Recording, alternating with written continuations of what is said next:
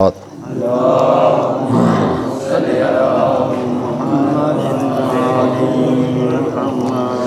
باللہ من الشیطان اللعین الرجیم بسم اللہ الرحمن الرحیم الحمد للہ والصلاة علی اہلہا بسم اللہ الرحمن الرحیم شہر رمضان الذی انزل فیہ القرآن ھدی للناس وبینات من الھدی والفرقان بر محمد وآل محمد صلوات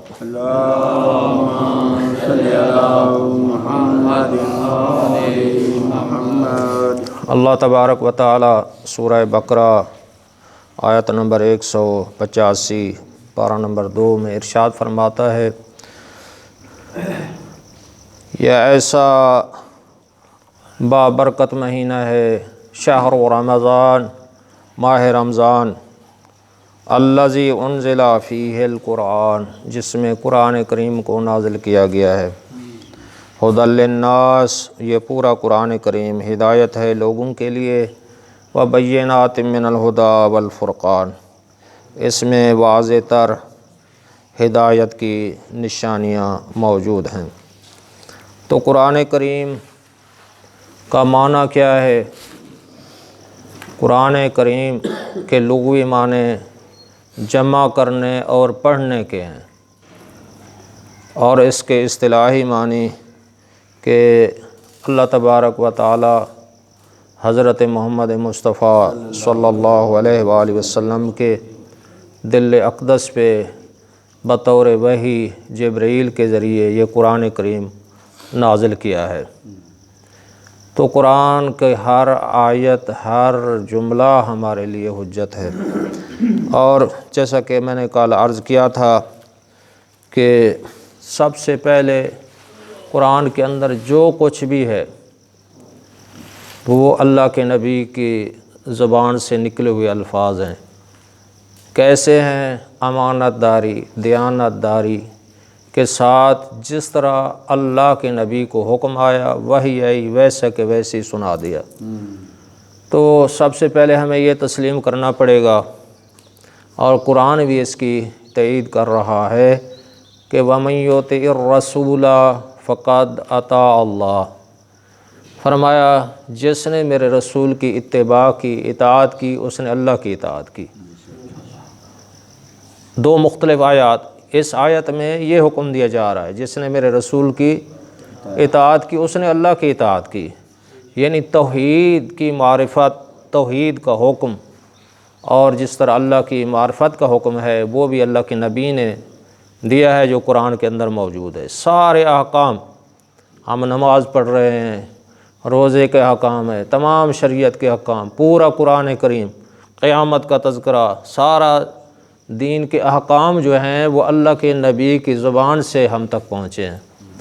لہٰذا اس لیے کہ اللہ کے نبی کی صداقت کی گواہی کفار و مشرکین بھی دیتے تھے، نبی نہیں مانتے تھے، رسول نہیں مانتے تھے، لیکن اتنا کہتے تھے کہ یہ سچا آدمی ہے، یہ دیانت دار آدمی ہے، حتیٰ کہ اللہ کے نبی کے پاس امانتیں بھی رکھتے تھے، اور جب کہ رسول بھی نہیں مانتے تھے، نبی بھی نہیں مانتے تھے، لیکن اس اعلان نبوت سے پہلے اور وہ لوگ یہ بھی اعتراف کرتے تھے، کیونکہ نبوت 40 سال بعد جو ہے نا، یہ اللہ کے نبی نے اعلان کیا ہے۔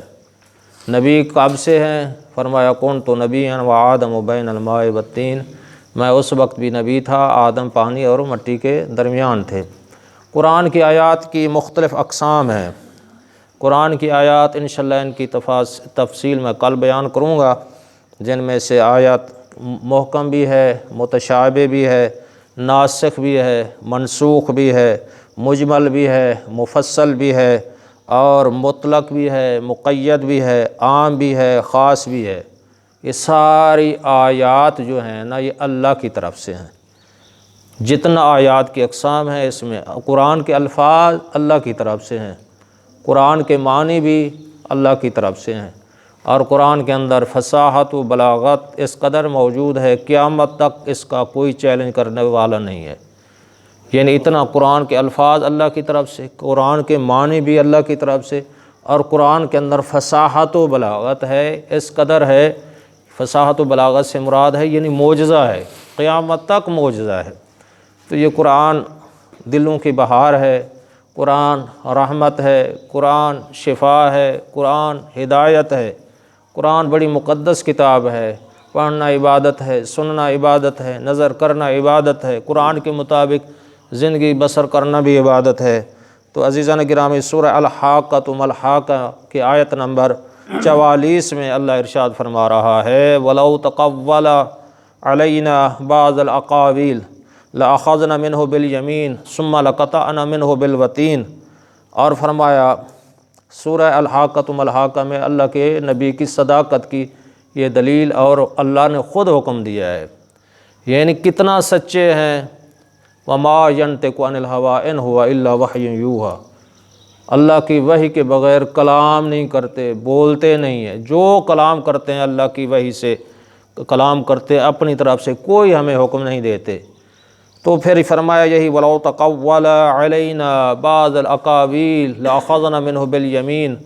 اگر ہمارا حبیب، ولو لفظ استعمال ہوا ہے، ولو مانا اگر ہمارا نبی دین کو گھڑ کر پیش کرتا، دین بنا کر پیش کرتا اپنی طرف سے، اللہ نے فرمایا لَأَخَذْنَا مِنْهُ بِالْيَمِينِ، ہم اپنے حبیب کا، اپنے رسول کا دایاں بازو پکڑ لیتے، اور فرمایا ثُمَّ لَقَطَعْنَا مِنْهُ بِالْوَتِينِ، ہم شاہ رگ حیات کاٹ دیتے۔ یہ اس طرح کی آیت یعنی اللہ نے فرمایا ہے امت پر یہ حکم قیامت تک موجود رہے گا، یعنی اللہ کے رسول کو یہ حکم دیا جا رہا ہے اگر میرا حبیب ایسا کرتا، دین خود بناتا، شریعت خود بناتا، احکام خود وضع کرتا، تو ہم کیا کرتے؟ لَأَخَذْنَا، ہم پکڑ لیتے، کیسے؟ بِالْيَمِينِ، دایاں بازو سے۔ فرمایا ثم، پھر کیا کرتے؟ فرمایا لَقَطَعْنَا مِنْهُ بِالْوَتِينِ، وتین کہتے ہیں شاہ رگ، شاہ رگ حیات کاٹ دیتے۔ اللہ فرما رہا ہے یہ آیت میں اس چیز کی دلیل ہے کہ اللہ کے حبیب جو بھی کام کیا ہے، جیسے بھی حکم دیا ہے، وہ حکم خدا کے تابع ہیں، اور ان کی صداقت کی یہی دلیل ہے، سچے ہیں۔ جس طرح اللہ نے حکم دیا ہے، احکام دیے ہیں، قرآن اور شریعت کے سارے مسائل، اس میں جس طرح حکم آیا ہے، جیسے حکم آیا ہے، اسی طرح امت تک پیغام پہنچا دیا ہے، اور جو قرآن کی صورت میں بھی ہے اور حدیث کی صورت میں بھی ہے۔ اگر قرآن کی صورت میں ہے تو وہ بھی بذریعہ وحی ہے، اگر حدیث کی صورت میں ہے تو وہ بھی بذریعہ وحی ہے۔ اور ہمیں کیا حکم ہے؟ ہمیں یہی حکم ہے کہ ہم 14 کے ماننے والے، جس طرح آیت ہے اطیعوا اللہ و اطیعوا الرسول و اولی الامر منکم، اللہ کی اطاعت، اللہ کے رسول کی اطاعت، اولی الامر کی اطاعت، ہم صرف اسی چیز میں ہیں کہ اطاعت کرنی ہے۔ جیسے جس چیز سے اہل بیت نے، 14 معصومین نے ہمیں روکنا ہے، وہ ہم تجاوز نہیں کر سکتے۔